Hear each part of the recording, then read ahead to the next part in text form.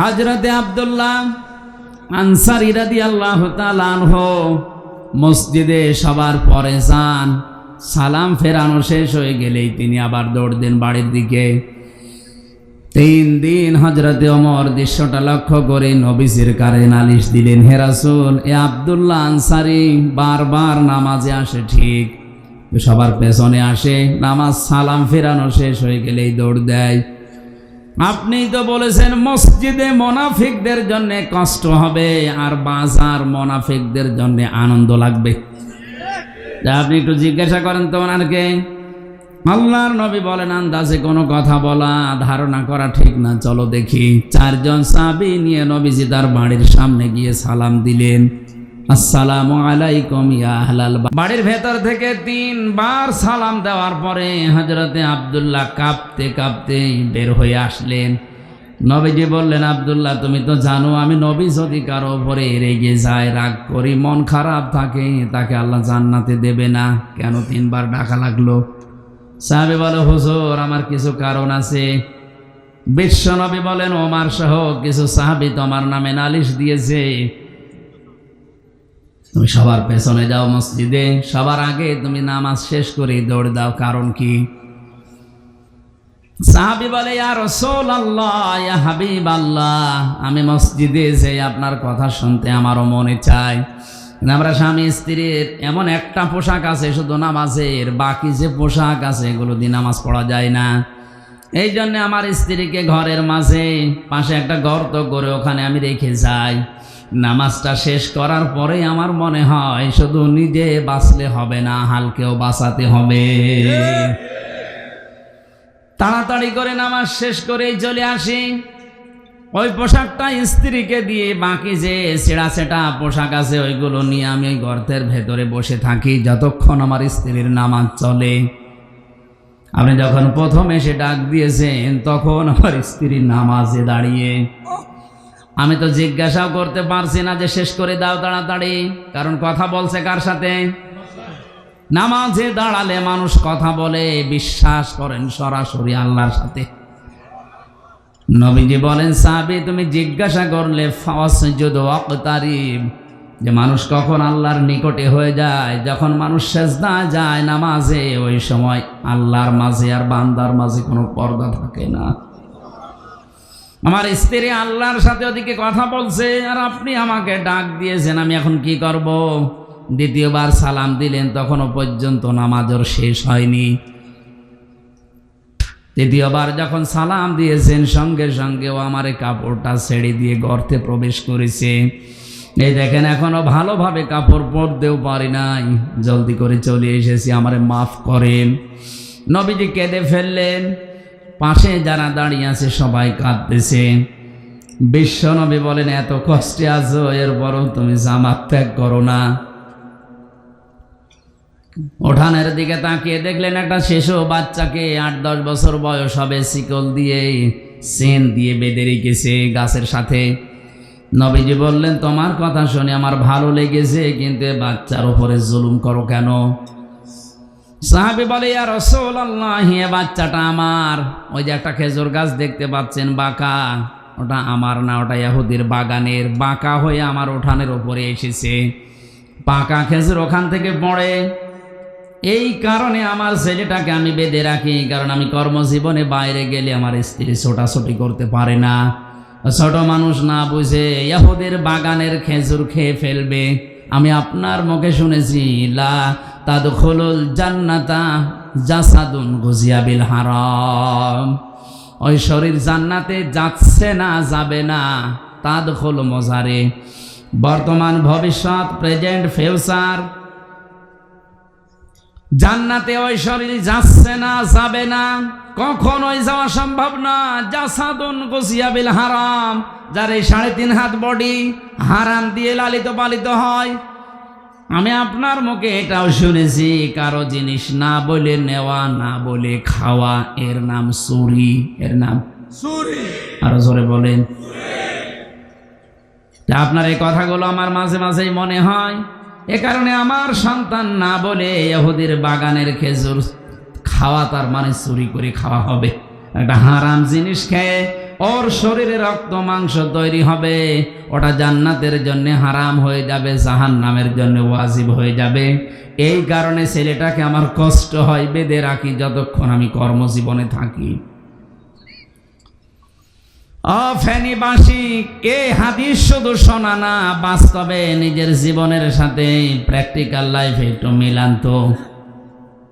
তারা নবীকে ভালোবেসেছে, মহাব্বত করেছে অনুসরণের মাধ্যমে তার কথাকে।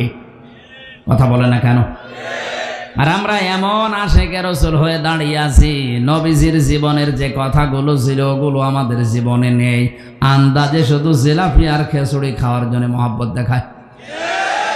আমি তো আমার এই ছোট্ট জীবনে 33 বছর বয়স, আমার যতটুকু আমি বুঝছি, এই দেশের যত ইবাদত বেশিরভাগ সব খাওয়া ভিত্তিক।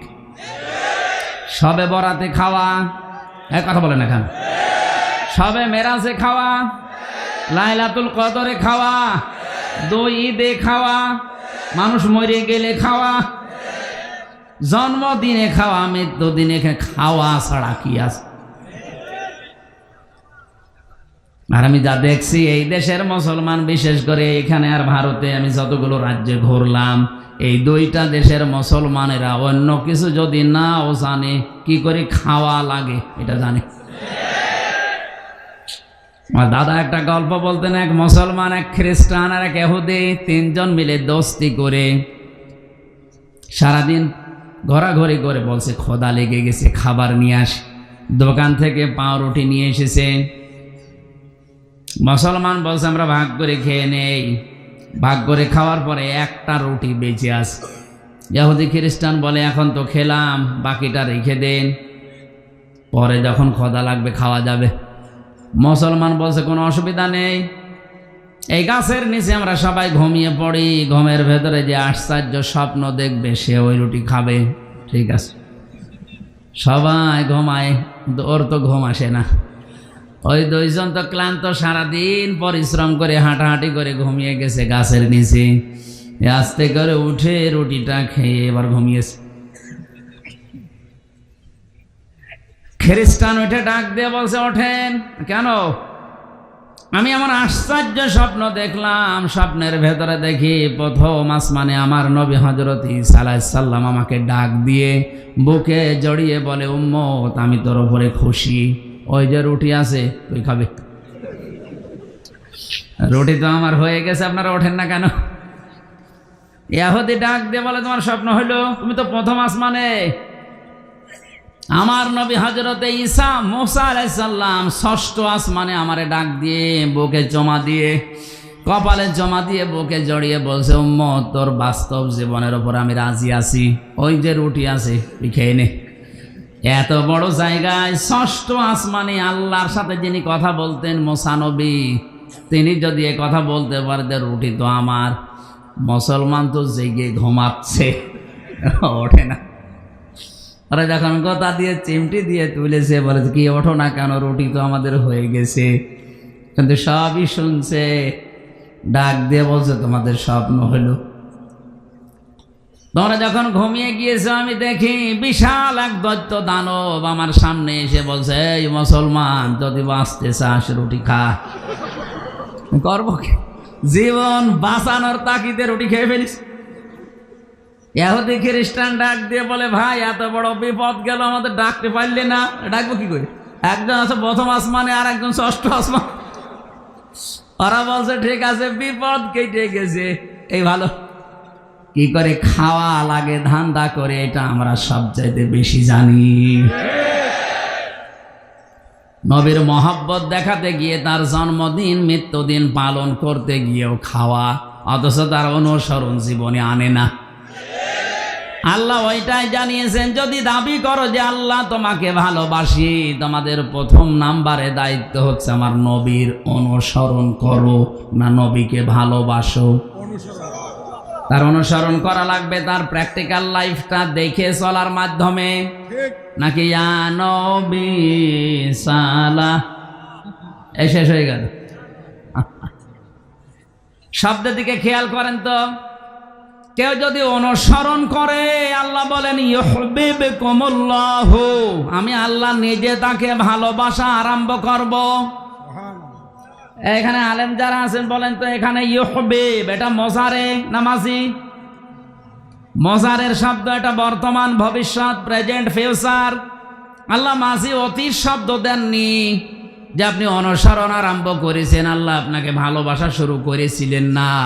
যখন অনুসরণ আরম্ভ করবেন তখন আপনাকে আল্লাহ ভালোবাসা শুরু করবে। এখন আমার প্রশ্ন, এই অনুসরণ কি আংশিক না পূর্ণাঙ্গ? আরো জোরে। আংশিক অনুসরণ যারা করেছিল তাদেরকে আল্লাহ ভালোবাসেনি, তাদেরকে আল্লাহ মাফও করেনি, জান্নাতেও দেয়নি। এই কথা বলেন এখানে। তার বাস্তব উদাহরণ নবীর দুই চাচা আবু তালেব আর আবু লাহাব। এ দুইজন নবীকে অনুসরণ করেনি কিন্তু ভালোবেসেছিল। এত ভালোবাসা দিয়েছিল, আবু তালেব নিজের সন্তান আলীকে কাছে রাখতো না, রাতের বেলা এতিম মোহাম্মদ ভাতিজা তারে রাখতো কাছে। সারাটা জীবন আগলিয়ে রেখেছিল। হাদিসটা যদিও দুর্বল, আমি শিক্ষার জন্য বলছি, খেয়াল করেন। কিয়ামতের ময়দানে এ আবু তালেবের পায়ের নিচে জাহান্নামের দুইটা ফিতা লাগিয়ে দেবে, এটা আমরা জানি কিনা? মাথার মগজ পর্যন্ত টকবক করে ফুটবে। হাদিসের ব্যাখ্যায় আমি দেখেছি ওর পুরা শরীরের কোনো জায়গায় জাহান্নামের আগুন লাগবে না, শুধুমাত্র পায়ে। কোথায়? আরো জোরে বলেন। পায়ে লাগবে এই কারণে, কারণ ওর শরীরের সব জায়গায় নবীর শরীর টাচ হয়েছিল। কোনো সময় চোমা দিয়েছে, কোনো সময় মাথায় নিয়েছে, কোনো সময় মুখে নিয়েছে, বুকে নিয়েছে, পিঠে নিয়েছে, কিন্তু পায়ের কাছে কোনোদিন রাখে নাই। এই কারণে আল্লাহর নবীর শরীর, ওর শরীরের যেখানে যেখানে লেগেছে ওই জায়গাগুলোতে জাহান্নামের আগুন লাগবে না, শুধুমাত্র পা দিয়ে কোনোদিন স্পর্শ হয়নি, এজন্য পায়ে লাগিয়ে দেবে আগুন। কি ভালোবাসা ছিল তার জীবনে আপনি লক্ষ্য করেন। কাফেররা এসে যখন বলেছিল আবু তালেব আপনারে ভাতিজা এই ভাইয়ের ছেলেকে নিষেধ করেন, যদিও যা চায় বিভিন্ন জিনিসের অফার দিয়েছিল। নবীজি আসার পরে তাকে ডাক দিয়ে বলে, মুহাম্মদ ওরা এসেছিল এই অফারগুলো দিয়েছে, তুমি কি করবা? বিশ্বনবী বলেন, চাচা ওরা যেটা দিতে চায় সুন্দরী নারী, গাড়ি বাড়ি, ক্ষমতা, ধন সম্পদ, এগুলো তো দেওয়া সম্ভব। যেটা দেওয়া সম্ভব না, আকাশের ওই চাঁদ যদি আমার বাম হাতে, সূর্য যদি ডান হাতে এনে দেয়, যে কালেমাটা নিয়ে এসেছি, 1 সেকেন্ডের জন্য এর আওয়াজ বন্ধ করা সম্ভব না। ওই দিন আবু তালেবের ভাষা শোনেন, ডাক দিয়ে বলেছে, ভাতিজা মুহাম্মদ তোমার কাজ তুমি চালিয়ে যাও, আমি তোমার ধর্ম গ্রহণ করলাম না, কিন্তু তোমারে আমি বাধা দেব না। কেউ বাধা দিতে আসলেও আমি তারে নিজে ঠেকাবো। আপনি যে ভূমিকাও রাখতে পারেন না, এত কঠোর অবস্থায় ছিল আবু তালেব, এরকম ভয়ঙ্কর মুহূর্তেও ছিল তার পেছনে। এরপরেও লোকটা যেদিন মারা যাচ্ছিল, বিশ্বনবী এসে তার বালিশের কাছে বসে বসে বলেছিলেন, ইয়া আম্মি আবি তালিব কুল লা ইলাহা ইল্লাল্লাহ হাজ্জুল লাকা ইনদাল্লাহি ইয়াউমাল কিয়ামাহ, রাহুল বুখারী।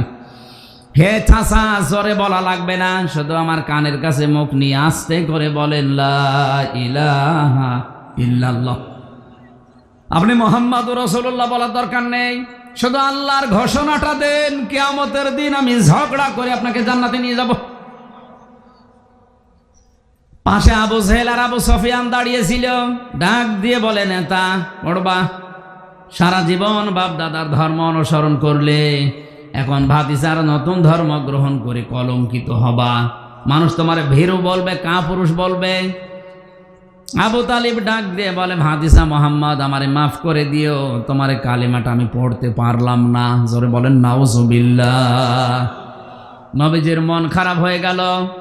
সঙ্গে সঙ্গে কোরআনে কারিমের আয়াত আল্লাহ নাজিল করলেন, ইন্নাকা লা তাহদি মান আহবাবতা ওয়ালাকিন্নাল্লাহা ইয়াহদি মান ইয়াশা ওয়া হুয়া আ'লামু বিল মুহতাদিন।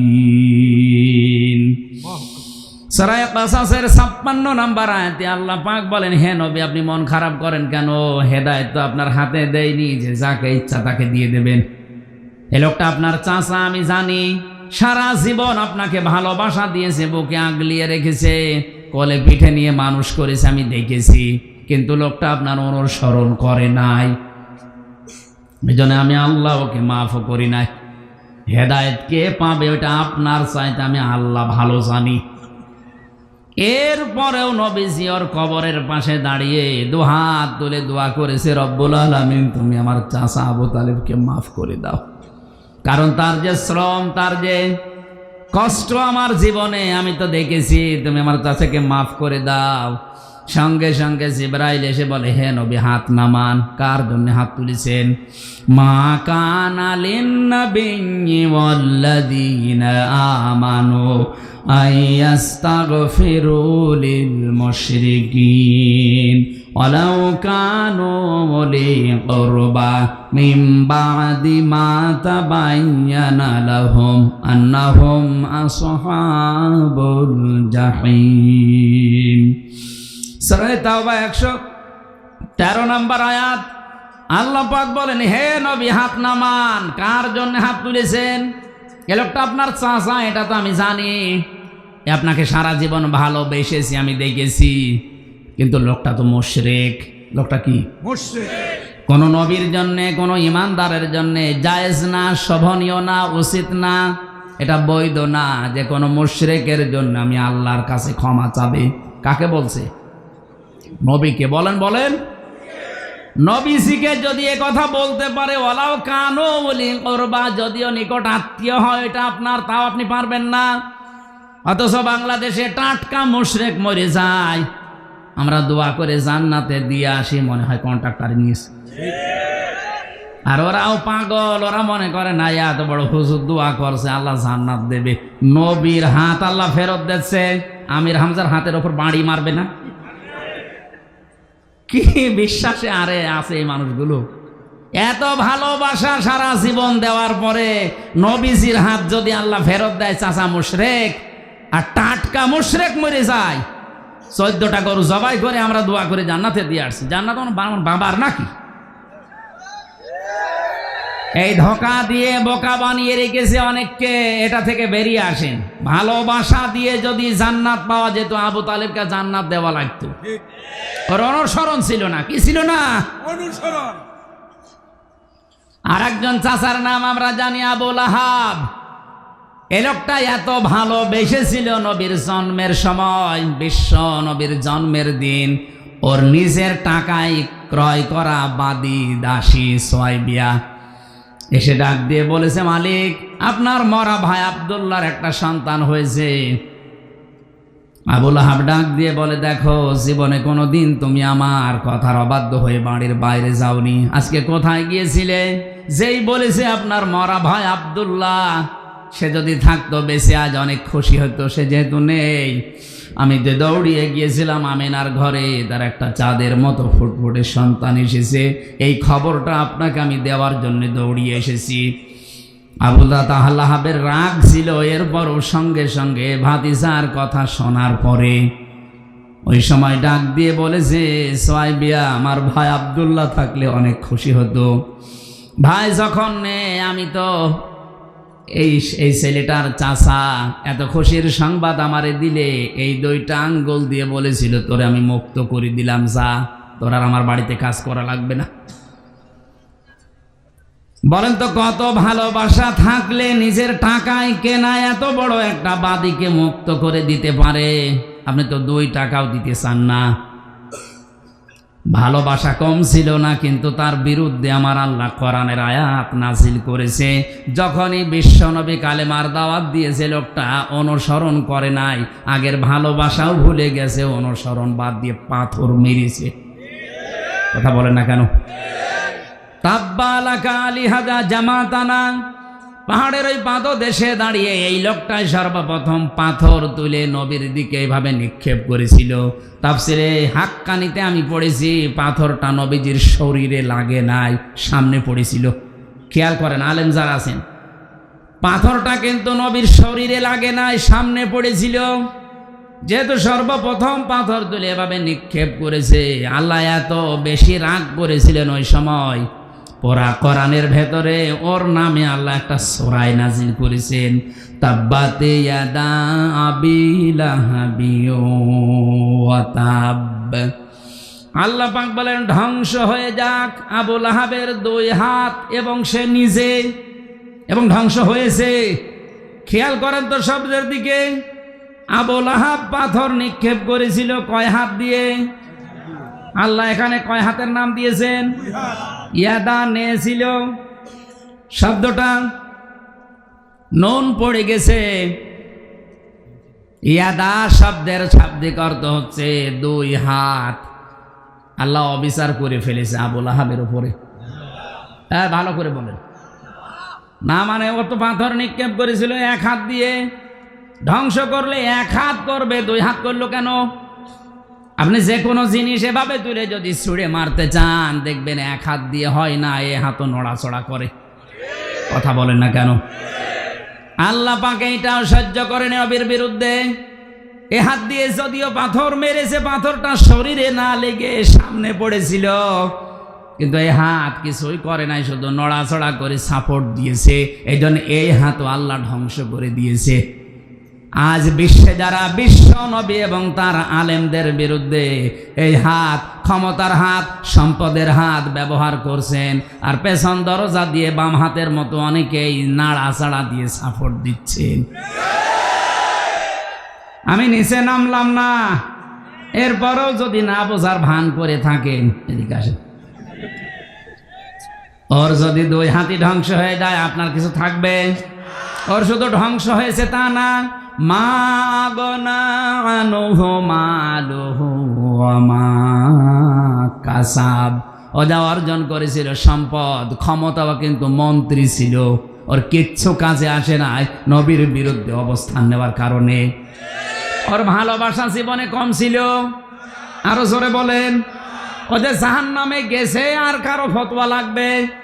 এর পরবর্তী আয়াতে আল্লাহ বলেন সায়াসলা নারং দাতা লাহাব, অতি শীঘ্রই আমি আল্লাহ তাকে লেলিহান অগ্নিকুণ্ডে প্রবেশ করাবো। আল্লাহ যদি বলেন প্রবেশ করাবো, এখানে কোনো সন্দেহ? শুধু এতটুকু আল্লাহ শেষ করানি, আমরাতুহ, তার স্ত্রীকেও দেব। আমার প্রশ্ন হচ্ছে তার স্ত্রীর দোষটা কি?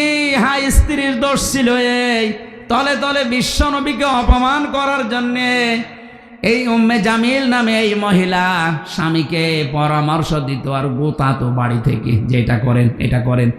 আজ উম্মে জামিলের অনেক বোন আছে, অনেক খালা আছে, তারা নিজেরা হয়তো অভাবে আলেমদের বিরুদ্ধে লাগে না, বাড়ির লোকদেরকে খোঁচায় যে এটা করতে পারো না।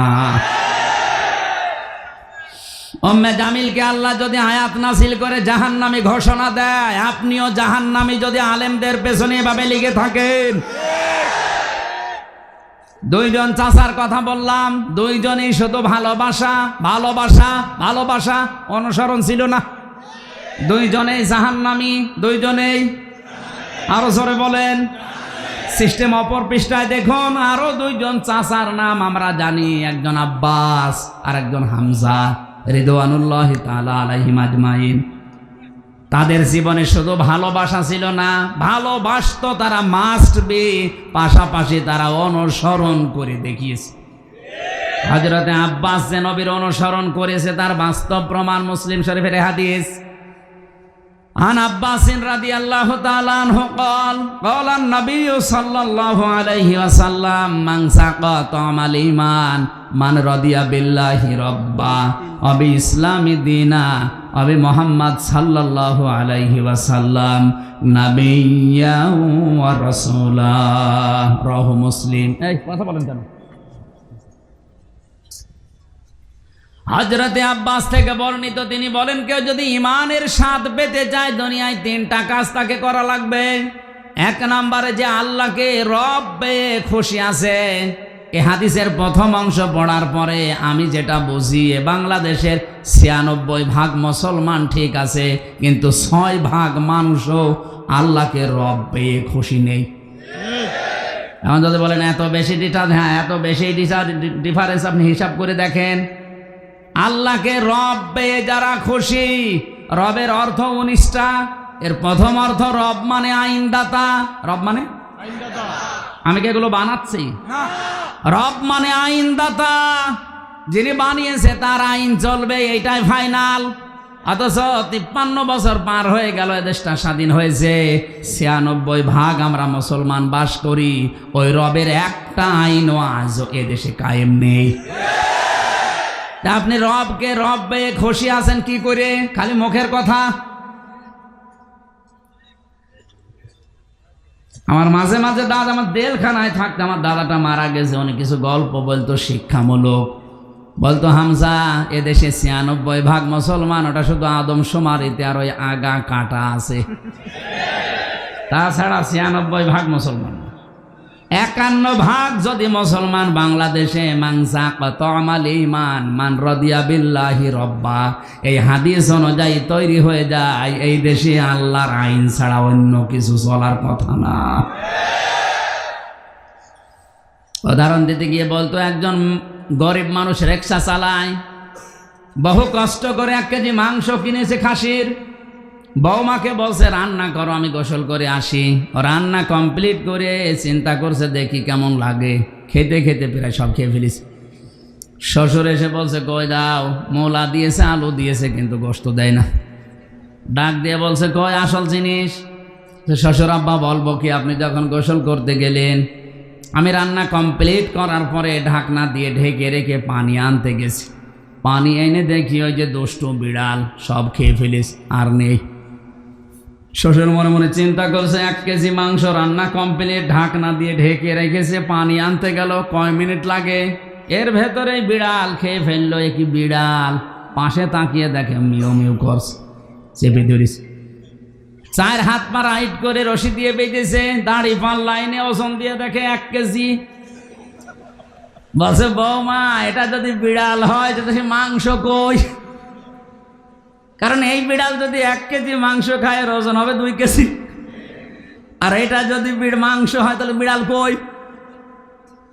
96% মুসলমান, শুধু আদমশুমারি আর ওই মুসলমানি দেওয়া এই।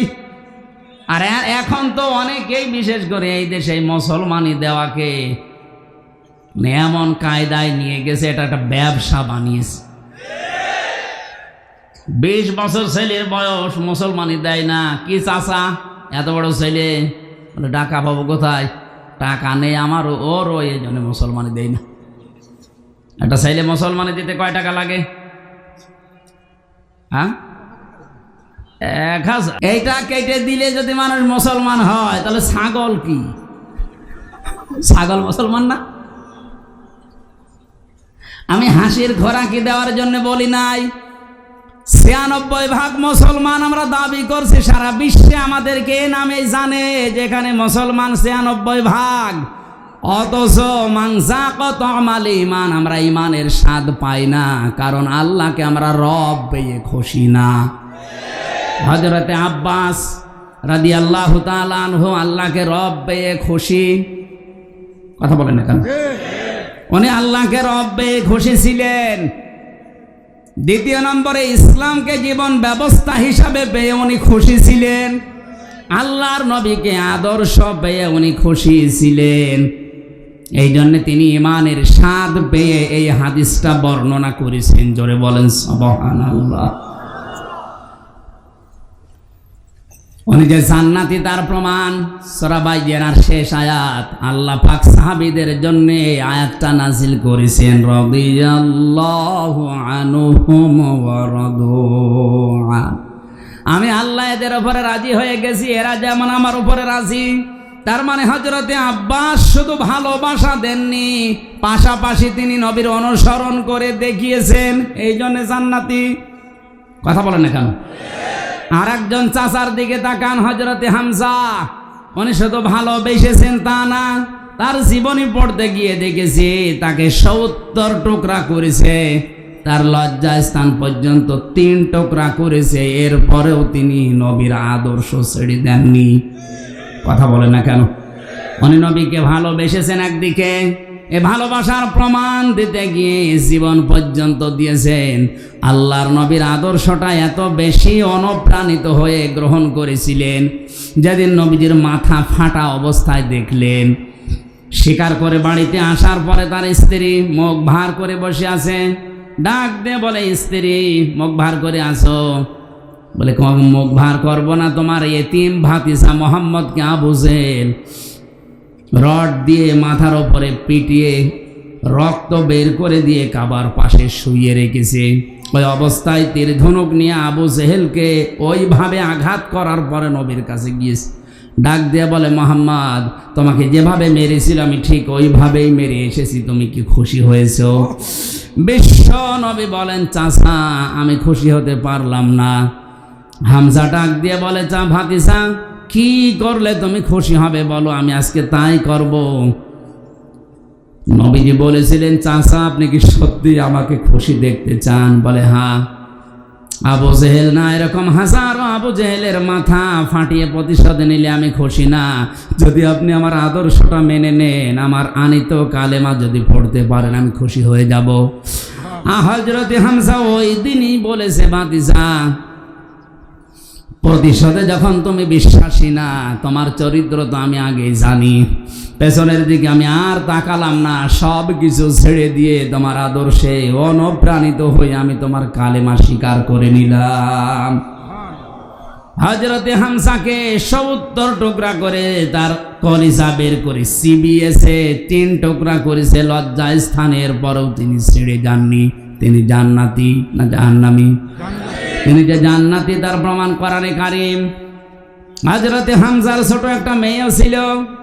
জীবনী পড়তে গিয়ে দেখলাম সে এসে বলছে, হে রাসূল, হে আমার চাচাতো ভাই, আমার বাবা শহীদ হয়েছে, আমি শুনেছি বাবা শহীদ হয়েছে, আপনি আমারে বলেন বাবা শহীদ হলে তো জান্নাত পাওয়ার কথা, কারণ আমি কোরআনে পড়েছি, আলা তাহসাবান্নাল্লাযীনা কুতিলু ফি সাবিলিল্লাহি আমওয়াতা বাল আহইয়াউন ইনদা রাব্বিহিম ইরযাকুন।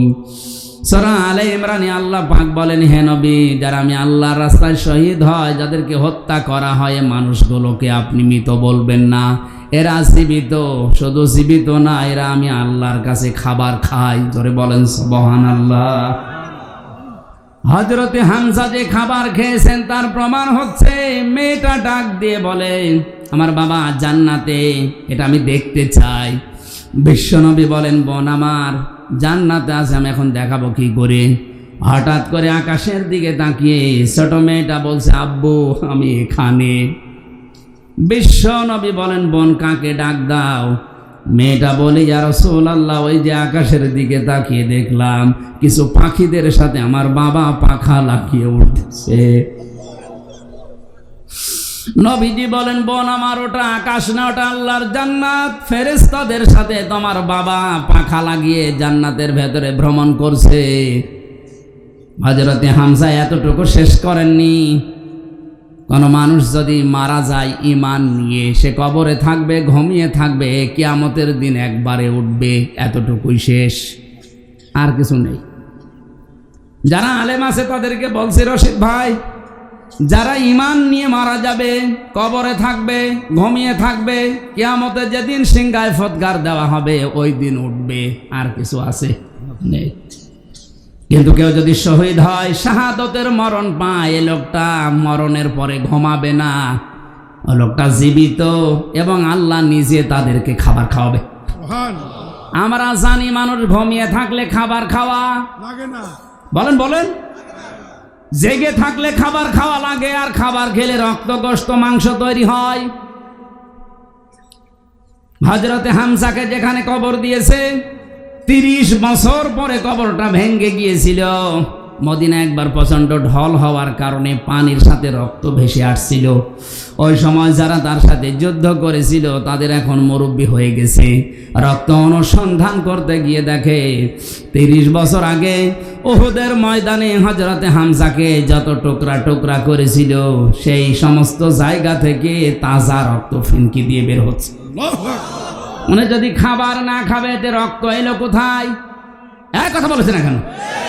এই জন্য পৃথিবীতে যারা শহীদ হচ্ছে, যারা শাহাদতের মরণ পাচ্ছে, যারা গুম হয়ে যাচ্ছে, যাদেরকে বিনা কারণে হত্যা করা হচ্ছে, আপনি মৃত বলবেন না।